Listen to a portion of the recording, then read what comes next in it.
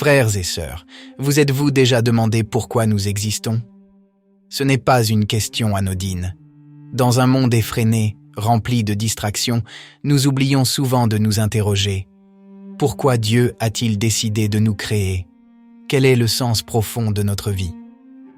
Aujourd'hui, je vous invite à entreprendre un voyage extraordinaire dans les pensées de l'une des plus grandes mystiques de l'Église catholique, Sainte Catherine de Sienne, docteur de l'Église.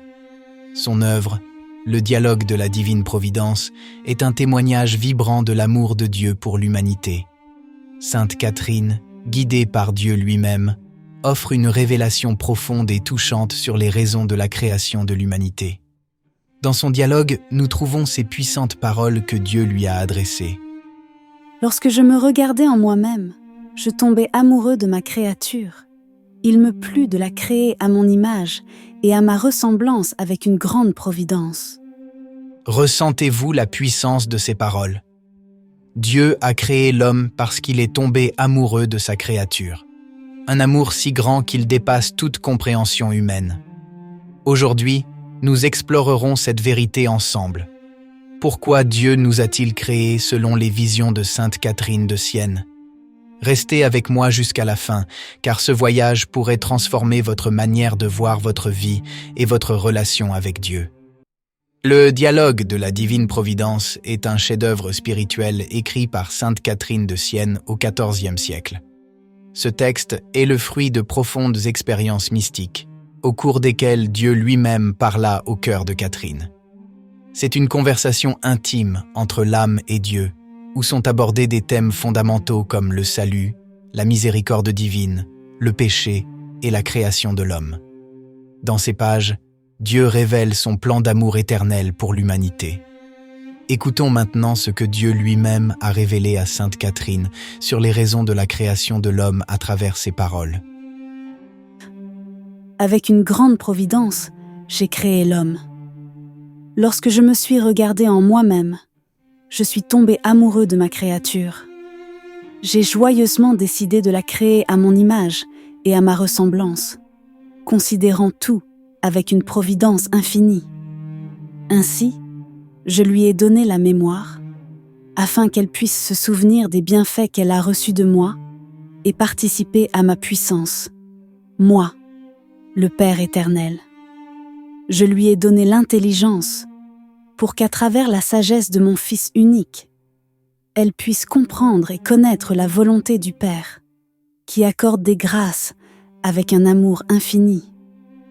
Enfin, je lui ai donné la volonté, afin qu'elle puisse aimer ce que l'intelligence reconnaît et comprend, participant à la clémence du Saint-Esprit.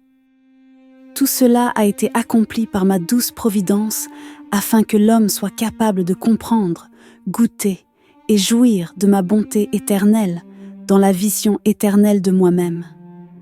Mais pour atteindre ce but, le ciel avait été fermé à cause du péché d'Adam.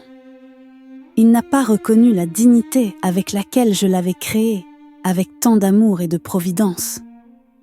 En ne la reconnaissant pas, il est tombé dans la désobéissance, d'où sont issus l'impureté, l'orgueil et les plaisirs charnels. Adam a préféré céder à sa compagne plutôt que de m'obéir, bien qu'il n'ait pas pleinement cru à ses paroles.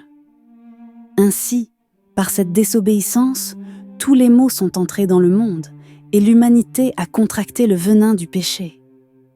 À un autre moment, je te parlerai de la dangerosité de la désobéissance pour souligner la valeur de l'obéissance. Pour remédier à cette mort spirituelle, j'ai pourvu avec une grande sagesse en envoyant le Verbe, mon Fils unique, pour répondre aux besoins de l'homme. Je l'ai fait avec prudence. À travers l'humanité du Fils et ma divinité, j'ai capturé le démon qui ne pouvait reconnaître ma vérité. Le Verbe incarné est venu pour détruire le mensonge avec lequel le démon avait trompé l'homme. Ceci fut ma grande providence. Je ne pouvais pas faire davantage pour vous que de vous donner le Verbe, mon Fils unique. À lui, j'ai imposé la plus grande obéissance pour éliminer le venin de la désobéissance qui avait contaminé l'humanité. Comme un amoureux, le Fils obéit pleinement et se précipita vers la mort sur la croix. Par sa mort, il vous a donné la vie. Ce ne fut pas par le mérite de la seule humanité du Christ, mais par ma divinité que j'ai uni à la nature humaine pour réparer le péché commis contre moi, un bien infini. Seul un sacrifice infini pouvait satisfaire la culpabilité, unissant la nature finie de l'homme à l'infini de Dieu. Ainsi, la réparation fut parfaite pour tous, passé, présent et futur. Tout homme qui désire revenir à moi peut trouver une satisfaction complète grâce à cette union. Ma providence a agi de sorte que, à travers la peine finie de la croix, vous receviez un fruit infini grâce à ma divinité. Cette providence infinie et éternelle vous a revêtu. L'homme, ayant perdu son innocence et étant dépourvu de toute vertu, souffrait de faim et de froid dans son pèlerinage terrestre. Il était soumis à toutes les misères, avec les portes du ciel fermées et sans espoir. S'il avait pu nourrir un espoir, cela lui aurait apporté du réconfort dans la vie. Mais il n'en avait pas, et il vivait donc dans l'affliction. Cependant, moi, Providence suprême, j'ai pourvu à ce besoin, non poussé par vos vertus ou vos justices, mais uniquement par ma bonté. Je vous ai donné un nouveau vêtement à travers mon doux et bien-aimé Fils unique. Il s'est dépouillé de sa vie pour vous revêtir d'innocence et de grâce. Cette innocence et cette grâce vous sont données dans le saint baptême par la vertu de son sang qui lave la tache du péché originel contracté par vos parents. Je n'ai pas pourvu par la douleur physique de la circoncision, comme c'était le cas dans l'Ancien Testament, mais par la douceur du saint baptême. J'ai également réchauffé vos cœurs en vous montrant mon Fils unique. À travers les plaies de son corps, je vous ai révélé le feu de mon amour, caché sous les cendres de l'humanité. Cette chaleur devrait faire fondre les cœurs froids des hommes, à moins qu'ils ne soient obstinés et aveuglés par l'amour-propre, incapables de voir combien je les aime. Ma providence a également pourvu à la nourriture pour vous soutenir durant votre pèlerinage terrestre. Comme je te l'ai dit ailleurs, j'ai affaibli vos ennemis afin que personne ne puisse vous nuire, sauf vous-même.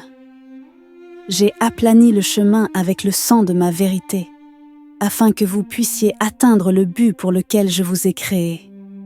Et quelle nourriture vous ai-je donnée ? C'est le corps et le sang du Christ crucifié, tout Dieu et tout homme, la nourriture des anges et de la vie éternelle. C'est une nourriture qui rassasie quiconque la désire avec un véritable amour, mais pas celui qui en est dépourvu, car elle doit être reçue avec un saint désir et goûtée avec amour. Ainsi, ma providence vous a tout donné pour le réconfort et le salut. Frères, ces paroles renferment tout le cœur du message de Sainte Catherine. Dieu, dans sa perfection et sa plénitude, est tombé amoureux de sa créature avant même de la créer. Il a contemplé en lui-même le désir de partager sa bonté éternelle et a choisi de nous offrir la dignité d'être fait à son image et à sa ressemblance. Dieu a créé l'homme non par nécessité, mais par amour. Un amour si profond qu'il se déverse dans la création. Cet amour ineffable est le fondement de notre existence. Nous ne sommes pas le fruit du hasard ou d'une décision arbitraire, mais du désir de Dieu de partager avec nous sa bonté. Être fait à l'image et à la ressemblance de Dieu signifie que nous portons en nous un reflet de sa nature. Nous avons la capacité d'aimer, de connaître, de créer et de vivre en communion avec lui. C'est une dignité extraordinaire qui nous distingue de toute autre créature. Sainte Catherine souligne que Dieu a créé l'homme avec une grande providence.